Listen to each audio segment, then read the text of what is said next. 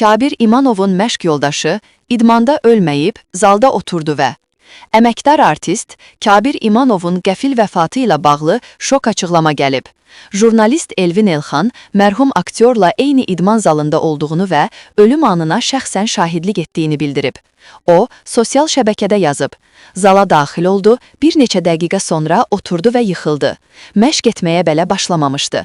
Həyatımın ən böyük travmasını yaşadım. İlk dəfə bir insanın ölümünü gözlərimlə gördüm. O, çox mehriban, dəyərli insan idi.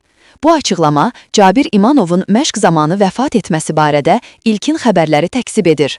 O, məşqə başlamazdan öncə qəfil halı pisləşərək yerə yıxılıb. Xatırladaq ki, hadisə 29 sentyabr tarixində Bakının Səbail rayonu Üzeyir Hacıbəyli küçəsində yerləşən idman zalında baş verib. 49 yaşlı aktyorun infarkt keçirdiyi bildirilib. Tibbi müdaxiləyə baxmayaraq onun həyatını xilas etmək mümkün olmayıb. Ruhu qarşısında baş əyirik.